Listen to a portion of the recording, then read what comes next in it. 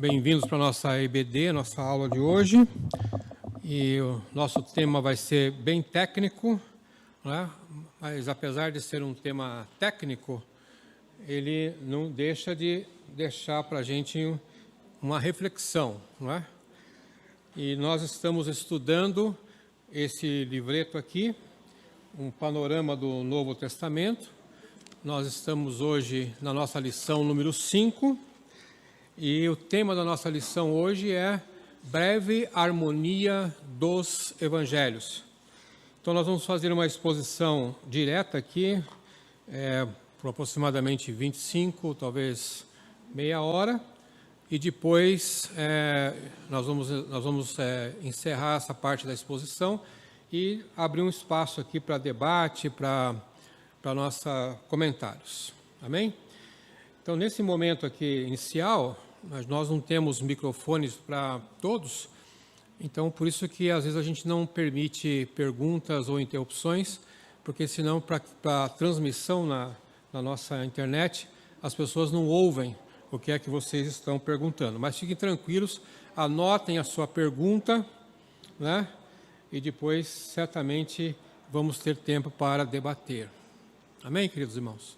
Tá? Uma alegria estar com vocês hoje nesta manhã aqui. Muito bem, então nós estamos falando sobre esse tema para o Novo Testamento, já tivemos várias aulas, e hoje vamos falar sobre esse tema aqui. O que nós queremos, qual é o nosso propósito aqui hoje, não é? Nós queremos mostrar que os evangelhos são fidedignos, primeira coisa, né? Depois nós queremos mostrar que eles são coerentes, né? Que apesar dos evangelistas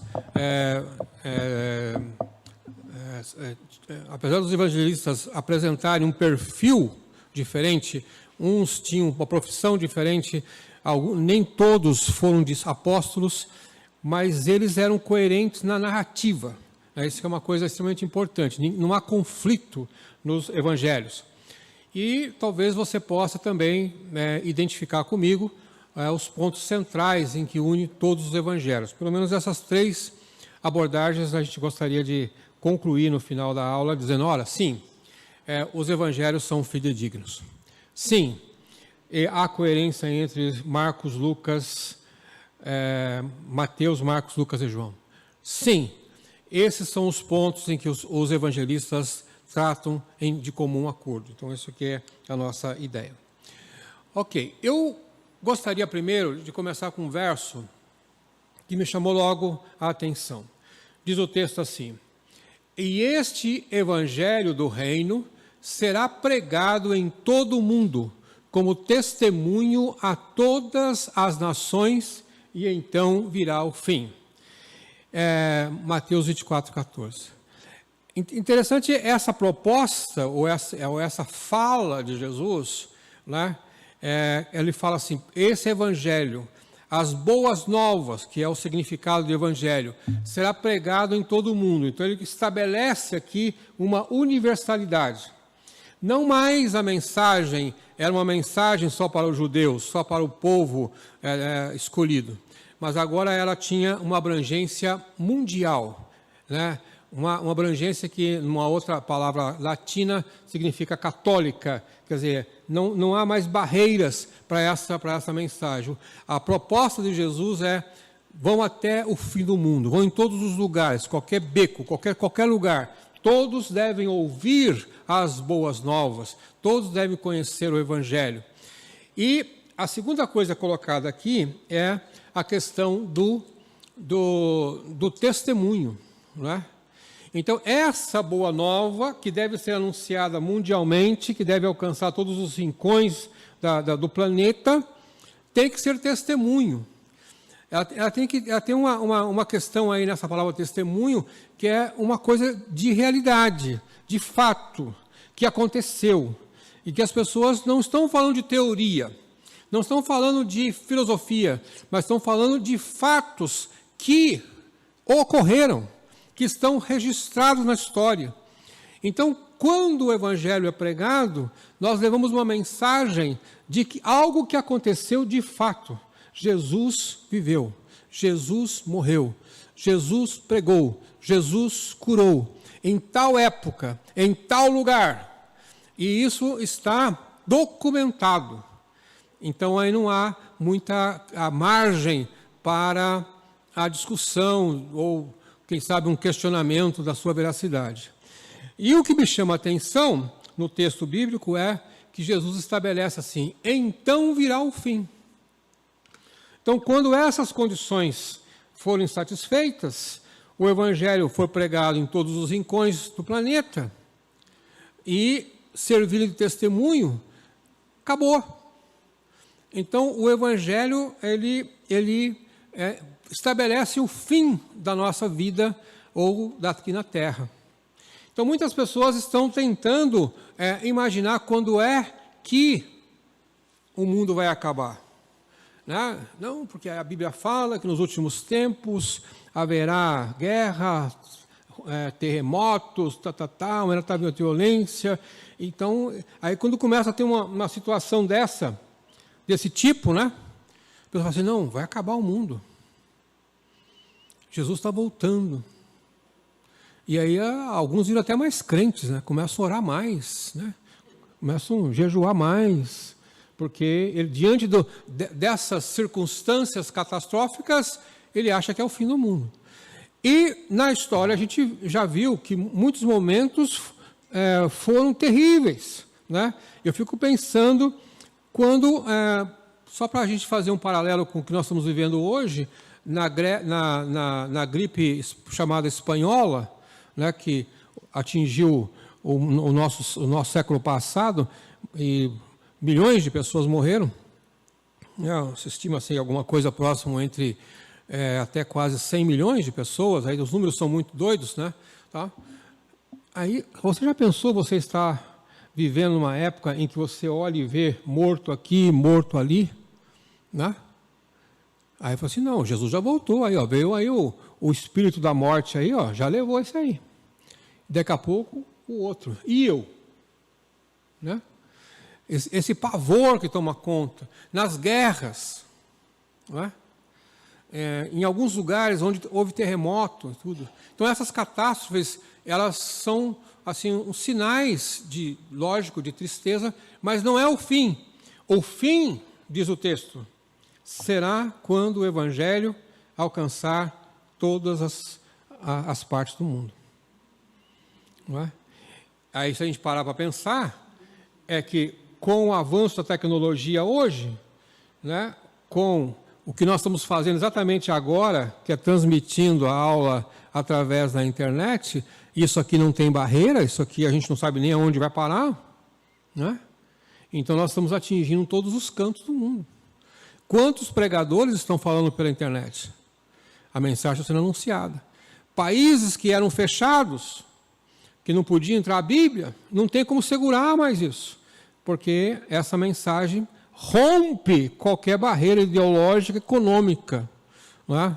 Então, não sei, assim, talvez assim, não tivesse muito claro na época como que seria esse alcançar o mundo inteiro, mas certamente Deus, na sua infinita sabedoria, já sabia de antemão que uma época essa mensagem seria propagada. Não seriam só os missionários andando, caminhando, né, como a gente estava acostumado há 40, 50 anos atrás, encaminhar um missionário lá para um país distante, para uma região distante, ele ia lá anunciar, às vezes para alcançar alguns. Hoje nós podemos alcançar qualquer canto do planeta, através da mídia social, através da comunicação aí, né? Isso é o que nós temos aqui. Muito bem. Então, o que nós vamos pensar agora nesse evangelho que vai ser pregado, vai servir de testemunho, vai contar a história de Jesus. Os 4 evangelistas fazem uma narrativa histórica, né? Eles dizem o que foi que aconteceu com Jesus. Não há ali um teor assim de textos exortatórios, como as cartas de Paulo, por exemplo, mas eles simplesmente relatam o que Jesus fez. Os 4 evangelistas vão nessa mesma linha. Obviamente que nós estamos estudando aqui que ao relatar esses fatos, né, o que acontece? As pessoas creem, como disse João, que ele é filho de Deus, que ele é Deus. Então, os fatos mostram por si essa questão. Então, só para resumir esse primeiro pensamento, então, o Evangelho é universal. Não é só para brasileiros, não é só para judeus, para todos os povos. O Evangelho é testemunho, ele traz credibilidade, ele relata fatos e ele estabelece um fim das coisas. Quando for pregado, virá o fim. Não é? Então, se tem alguma preocupação nossa, se você não está certo quando é que vai acabar o mundo, se você está inseguro se você vai para o céu ou não vai para o céu, então se cuida, porque o Evangelho está atingindo cada vez mais esses lugares. E aí pode ser que seja o fim dos tempos mais breve do que pensamos. Né?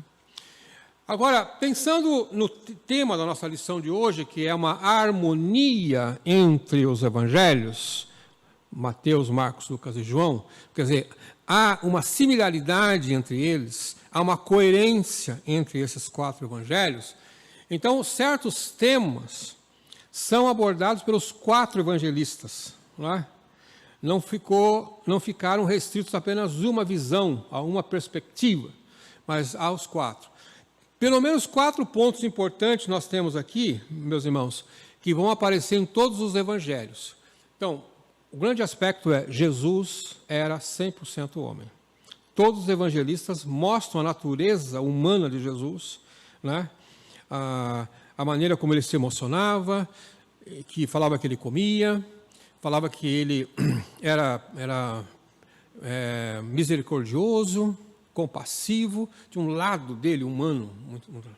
Todos eles falam que Jesus era Deus, porque só ele podia fazer aqueles milagres que ele fez, não é? Com poder extraordinário. Nenhum deles nega isso, nenhum dos 4 evangelistas nega. Tá? Todos eles mostram ensino e milagres de Jesus. Não é? Apesar do evangelista João mostrar um número menor de milagres, mas João seleciona os milagres para a proposta do seu evangelho, que era demonstrar que Jesus era Deus, que era o Filho de Deus, o único Filho de Deus. Então, os milagres de João têm um propósito para reforçar o seu ponto de vista. Enquanto a gente vai encontrar em Lucas e nos demais evangelistas uma infinidade de outros milagres que acontecem. Mas o próprio João fala que não deu para registrar tudo o que Jesus fez, porque ele fala que não haveria livros suficientes para poder documentar tudo que Jesus fez, mas ele só selecionou alguns. E também todos eles falam que Jesus morreu, que Jesus passou pelo Calvário, que Jesus ressuscitou. Então, nesses pontos principais, não há a menor dúvida. Um ou outro milagre ficou mais enfatizado em um evangelho ou em outro evangelho, mas esses pontos são extremamente importantes para nós. Com relação às datas, né, nós vamos ver que os evangelhos não foram escritos simultaneamente à presença de Jesus na Terra. Né? Aliás, eu diria que levou um certo tempo para que isso acontecesse. Né? E aí tem uma coisa muito interessante, é que você pega, por exemplo, o livro de Marcos, o evangelista Marcos, que foi escrito talvez entre 50 e 60 depois de Cristo. Então nós vamos fazendo uma continha bem rápida assim, de que 20 anos depois que Jesus morreu, é que Marcos publicou o seu primeiro livro, o seu evangelho, né? E aí você fica pensando, como é você escrever um evangelho 20 anos depois? Não é?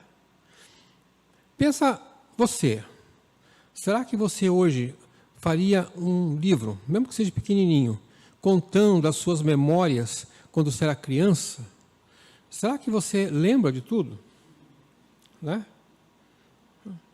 Então, a gente tem essa dificuldade, mas nós vamos ver que ali houve uma providência divina para que esses autores, eles não esquecessem nada, ou pelo menos eles conservassem todos os fatos importantes. Aí vamos encontrar Mateus, alguns anos depois, provavelmente, talvez 10 anos depois. escreve também. Vamos encontrar, Lucas vem depois. Depois vem Mateus e por fim vem João, já quase 60 anos depois, já que João morreu bem velhinho, né? E faz um outro relato. Então isso aconteceu tudo no primeiro século, né? E esses fatos foram registrados com fidelidade ali, são coerentes. Então isso é uma coisa para pensar. Agora, lógico que, vamos pegar, por exemplo, o caso de Marcos e Lucas. Marcos não era um discípulo de Jesus, né? Ele era jovem, ele andava mais com Pedro. Lucas também não era discípulo de Jesus, mas ele estava muito próximo de Paulo, não é? Ele estava ali andando com os demais, ele teve contato com os apóstolos.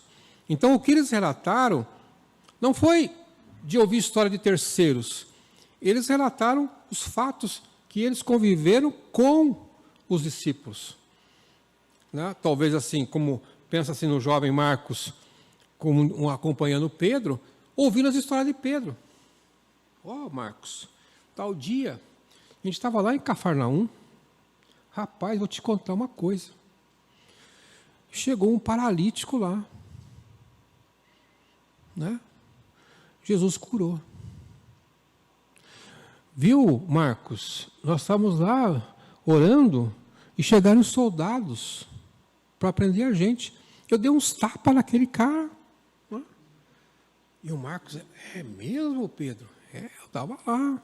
E foram contando essas histórias, né, para eles. Alguns dizem que Lucas também teve uma influência de Maria. Provavelmente ele foi muito influenciado pelo relato de Maria.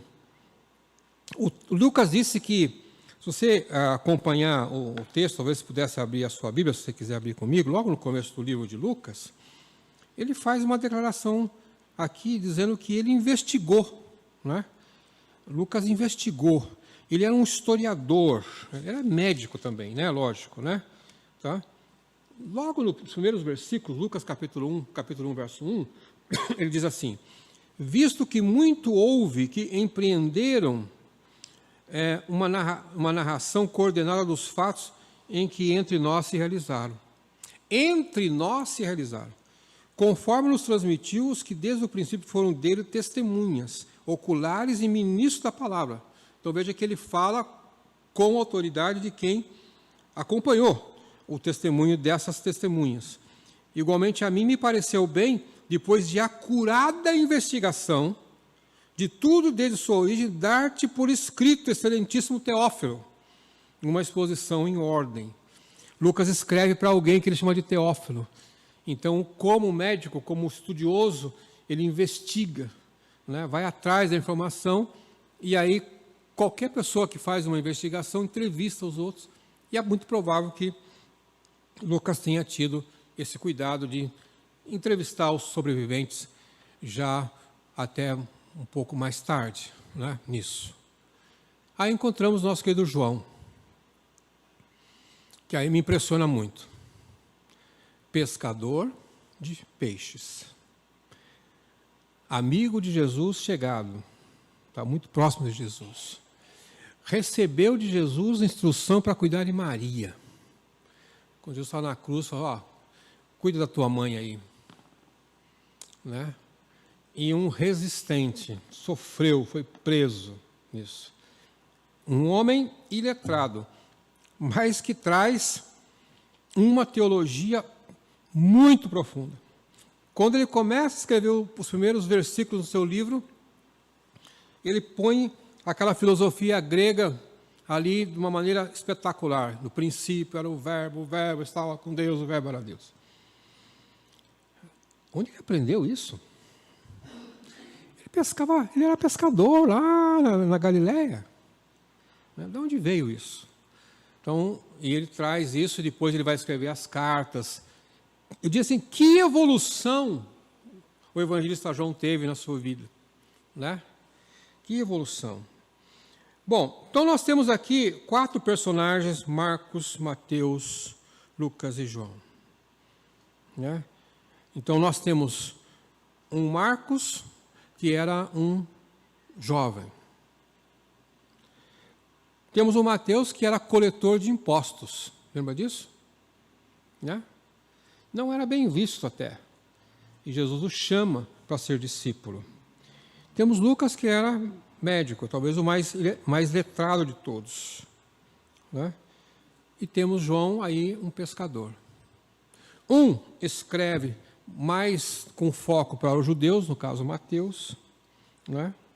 Marcos escreve mais, provavelmente, de uma maneira mais abrangente.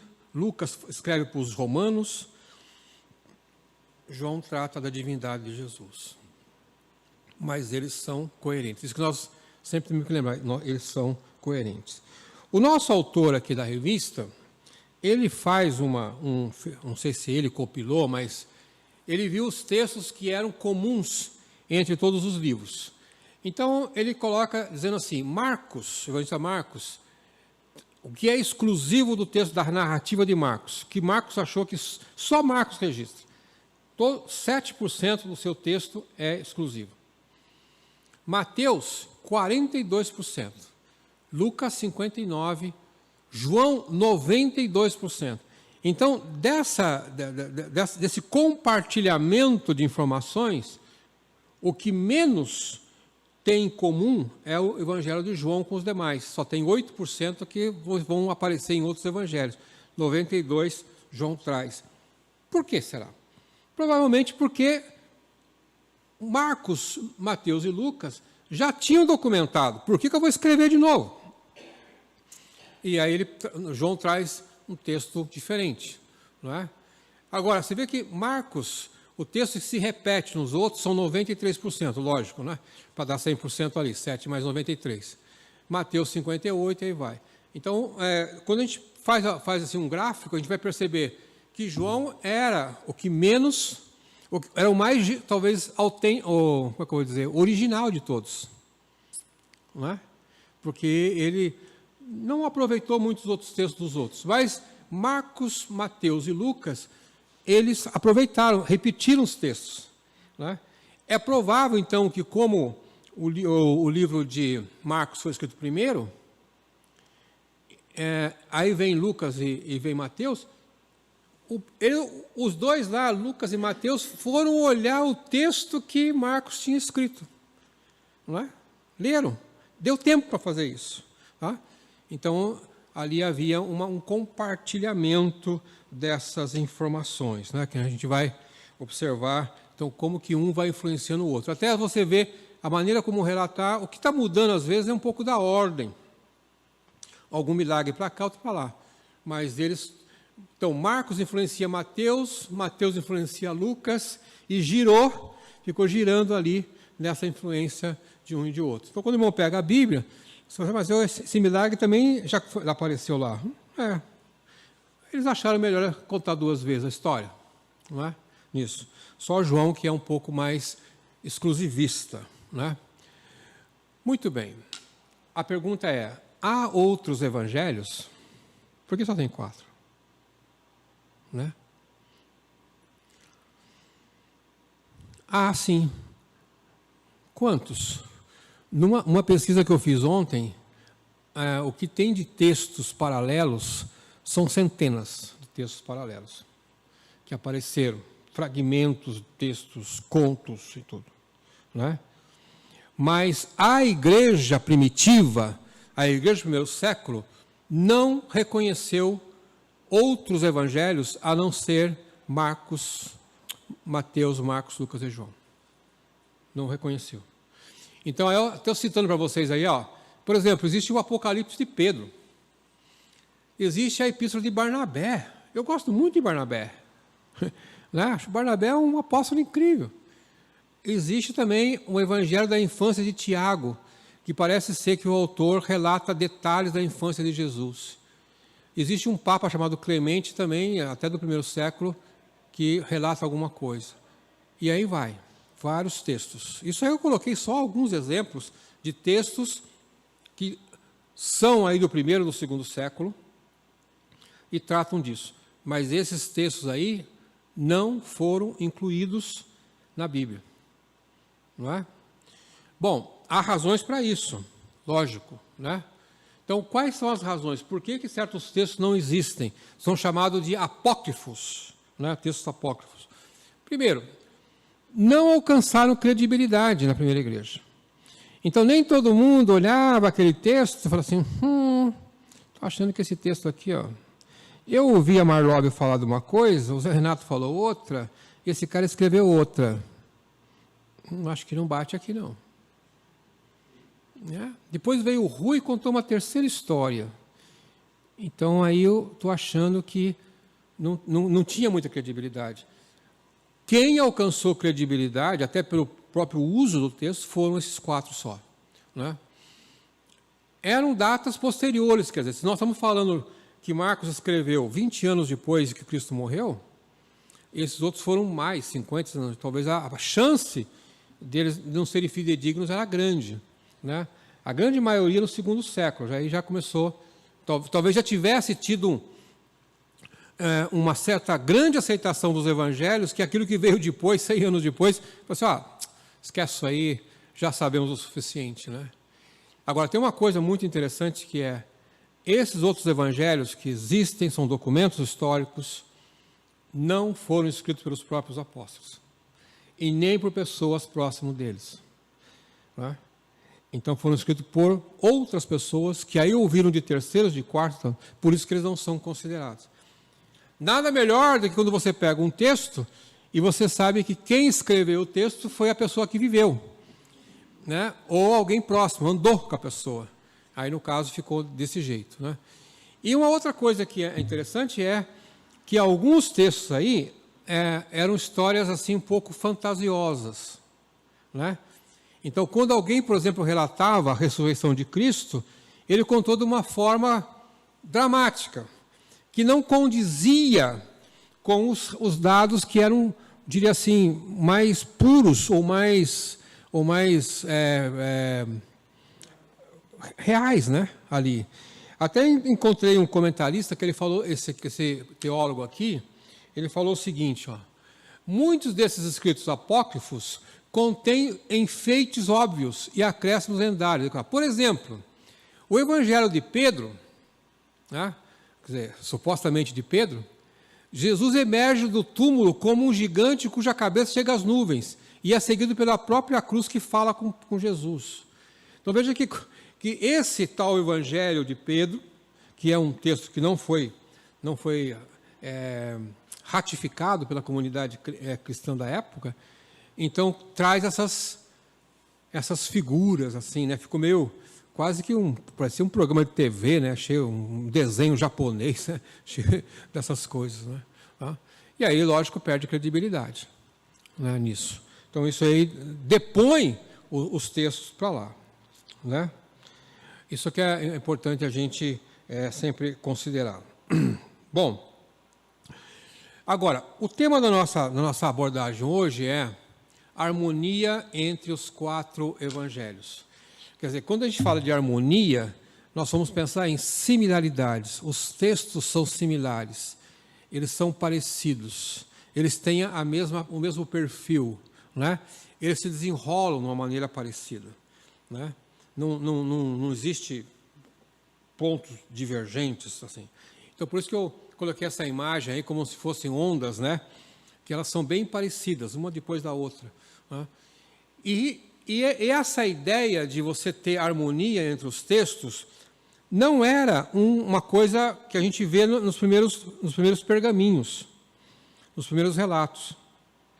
Isso aí é uma coisa mais que veio depois, que eles estão chamando no grego de diatessaron, né? Que é essa ideia de você enxergar os 4 evangelhos como se fosse um único livro, ou de uma forma única, né? Essa que é a ideia. Uma narrativa comum entre os 4 evangelhos. Então, para poder valorizar mais a nossa forma de estudo bíblico, né? Isso surge quase já no final do século II, proposto por esse historiador romano Eusébios, que então, olha, nós temos que pegar esses textos, porque, veja o seguinte, irmãos, haviam vários pedaços dos manuscritos de Marcos, de Lucas e tal, e eles foram enviados. À medida que a igreja se espalhou, eles foram mandando esses textos para lá. Então, você imagina que chega um certo momento, a pessoa não tinha todo o livro de Marcos, tinha um pedaço do livro de Marcos, só tinha um pedaço do livro de Lucas, né? Na perseguição, às vezes não dá para levar a Bíblia bonitinha como nós temos hoje. Aqui. Não era isso. Eu fico pensando na dificuldade que os irmãos tinham de ter os textos em pergaminhos, pedaços, botavam nas sacolas, levando, né, para onde eles foram empurrados na perseguição. A gente já tem histórias mais recentes de épocas aí do socialismo, do comunismo, em que eles proibiram a divulgação da Bíblia e que as pessoas não tinham a Bíblia toda, tinham pedaços da Bíblia, né? Às vezes eles rasgavam o livro e falavam assim, fica com Salmos, fica com Isaías. Então um grupo estudava separado isso deles. E eles só tinham uma porção da Bíblia. Agora, nós estamos falando de coisa de 50, 60 anos atrás. Você imagina aquela época, né? Isso que eu tenho na minha mão aqui, isso aqui é um privilégio muito grande de estar tudo organizado, né? E nós temos em casa 10 Bíblias, né? 5, 6, diferentes versões. Nós temos hoje as versões digitais. Quer dizer, aperta um botão aqui e você já consegue ver aí, o pastor mesmo citou aqui 3, 4 versões. Porque eu gosto daquela tradução, não sei o quê, eu gosto daquela outra. Isto não existia. Eles tinham um pedacinho, 2, 3 páginas. Irmãos, talvez até hoje vamos encontrar em alguns lugares aí onde eles não têm a Bíblia toda. Nós mesmos que participamos aí do evangelismo no passado, do evangelismo dos batistas, divulgamos milhares e milhares de evangelismo, de livrinhos só de João. Lembram disso? Né? Eu lembro muito bem da minha história, quando eu era bem pequeno, lá no Paraná, em que chegavam esses evangelistas, quase um panfleto, né? Assim, só João, só Mateus, só Lucas. E aí falava assim, olha, você tem que vender isso, para a gente arrecadar um dinheiro aqui. Aí eu saía da escola, lá tinha um teleférico, né, na cidade que eu morava, e eu ficava na porta da estação vendendo aquilo. Não sei quanto era, né? E ficava vendia aquilo, porções da Bíblia, isso. Então, muitas pessoas davam no bolso lá, só com o livrinho de João. Isso. Essa é uma maneira que já vem, talvez, da própria tradição. Mas aqui tem um personagem interessante, que não é muito citado, chamado Tatian, né? Ele era sírio. E foi ele o primeiro personagem que pegou aqueles manuscritos antigos que estavam sendo distribuídos e fez uma compilação, juntou os 4 evangelistas, excluiu muita coisa que estava repetida e botou essa coerência, que nós estamos chamando de harmonia, né? Então, ele é que deu forma nisso, já isso lá próximo do final do século II, né? Ele era um teólogo muito estudioso na Síria, e ele fez esse trabalho. Então, esse trabalho dele, em 160, 170, levou 20 anos para fazer isso, é que nós temos na mão hoje, né? Temos na mão hoje, que a gente pega o texto.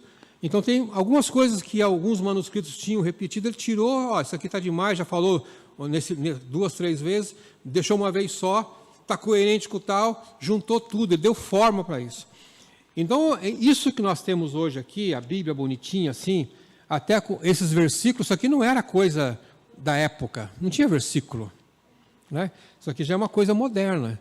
Então, o que nós estamos percebendo é que, na medida que passou o tempo, o texto bíblico foi melhorado em termos de apresentação, né, sem perder o seu conteúdo, e nós hoje somos os mais privilegiados de ter o texto bíblico bonitinho, com referências, né, com citações. Quem não estudar a Bíblia hoje é porque é muito preguiçoso, porque tudo foi fácil, tudo está fácil hoje.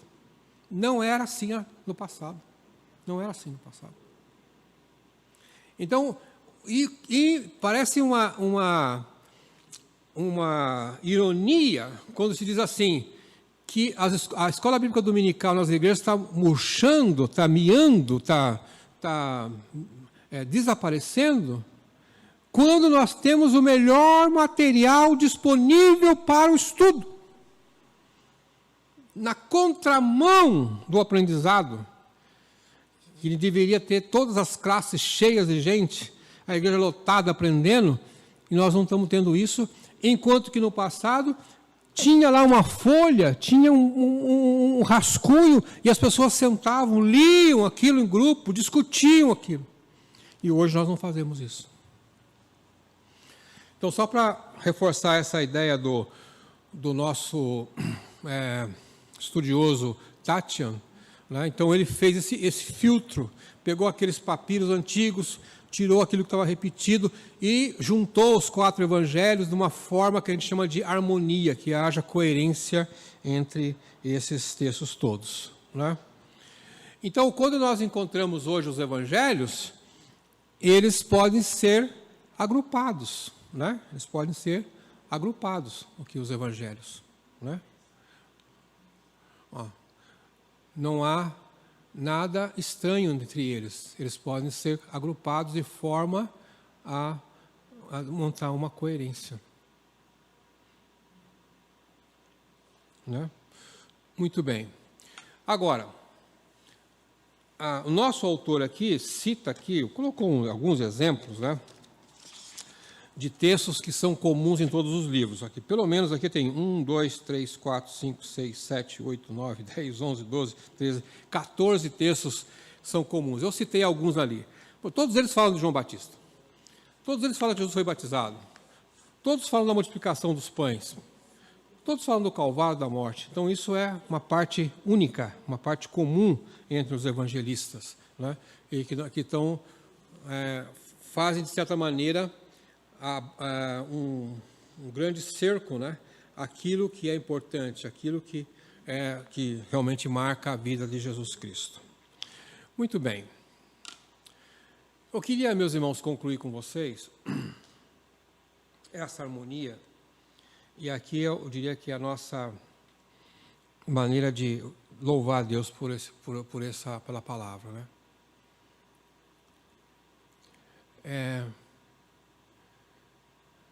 Deus tem um propósito, né? Ou melhor, quando Jesus diz pregar o evangelho a toda criatura e para todo mundo, então tem um propósito, e esse propósito de Deus não pode ser frustrado, né? Aconteça o que acontecer, o plano de Deus será cumprido, né? Queira nós ou não divulgar a palavra, pregar o evangelho vai ser cumprido, vai ser anunciado nisso aqui. Esse é um propósito irrevogável de Deus, não é? E aí, quando eu pego o texto de Isaías, eu falo assim: assim também ocorre com a palavra que sai da minha boca, ela não voltará para mim vazia, mas fará o desejo e atingirá o propósito para o qual a enviei. Então, esses evangelhos, completos ou incompletos, né? Em inglês, português, grego, o idioma que for, nisso aqui, escrito por um pescador ou escrito por um doutor, ele irá atingir o propósito que Deus tem para a sua palavra. Isso aqui. Então, se nós somos colaboradores do reino, todo esforço é necessário para que esse evangelho seja propagado, não é? Caso contrário, certamente seremos cobrados de Deus que não fizemos a nossa parte da divulgação do evangelho, porque o propósito de Deus é irrevogável, que o mundo inteiro conheça o evangelho, não é? Que o mundo inteiro saiba que Jesus existiu, que o mundo inteiro saiba que ele é filho de Deus, e que uma vez esse evangelho alcançando todas as extremidades da terra, virá o fim, aí virá o juízo. Esse é o propósito de Deus na anunciação do evangelho, não é? E que, como Paulo fala, porque eu não me envergonho do Evangelho, porque é o quê? Poder de Deus. Não é? Então, esse Evangelho poderoso que vai alcançar todas as extremidades. A segunda coisa que me chamou a atenção aqui é o próprio texto de Jesus.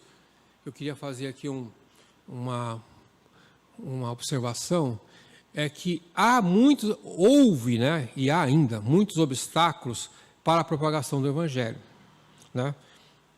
Já houve problemas econômicos, de divulgação, problemas políticos, problemas de deslocamento, de logística, né? N problemas nós tivemos aqui. Mas o Jesus fala assim, todo vale será aterrado e todas as montanhas e colunas niveladas. É nesse raciocínio que eu quero pensar que para alcançar o propósito de Deus, de alcançar todos os cantos da terra, não haverá nada que não seja derrubado. Porque esse é o propósito de Deus. Tudo será derrubado, as estradas tortuosas serão planas, né? Tudo será para que esse Evangelho alcance o fim de todos os cantos da terra. Amém? E último pensamento, meus irmãos, aqui. Né? Foi o que eu, olhando essas imagens aí que nós vamos encontrar aí de vários pergaminhos achados em cavernas, e tem tantas imagens desses papiros do Velho, do Novo Testamento, e que as pessoas, quando você vai em Jerusalém, você vai chegar lá no museu lá de Jerusalém, você vai encontrar lá uma parte que é só dos pergaminhos do Mar Morto, e que estão cuidadosamente ali em paredes, não é? Aquilo é uma relíquia importantíssima, e as pessoas se debruçam sobre aquele texto, olham aquele texto, viram que esses pergaminhos, pelo menos esses últimos do Mar Morto, são iguais ao que tinha 2.000 anos atrás, ou 4.000 anos atrás. Aí eu fiquei pensando assim, que evangelho é esse? Que basta um fragmento para despertar em nós a fé. Que evangelho é esse que fez com que muita gente, que talvez não tivesse a Bíblia toda, tinha um pedaço, se converteu? Há muitos testemunhos, principalmente entre os chamados Gideões Internacionais, uma organização que divulga o Evangelho no mundo inteiro, os Gideões Internacionais, não os Gideões lá da igreja neopentecostal aí, mas os Gideões Internacionais, de que colocaram a Bíblia em hotel, em hospital, e as pessoas, lendo, se converteram. Nunca me esqueço de uma história que alguém rasgou um daqueles evangelhos, uma página se desprendeu. Um outro achou, leu uma página e se converteu. Que evangelho é esse? Que palavra é essa? Não é comum, é? Não é? Então, por isso tudo, eu devo louvar a Deus nessa manhã, porque a palavra que nós temos na mão, o Evangelho, tão cuidado, por tanta gente séria, né, com vários estudiosos, para que nós possamos ter hoje uma palavra de excelência na nossa vida, e que ela tem que estar bem pertinho do meu coração, amém? Tudo bem? Então tá, obrigado, meus irmãos.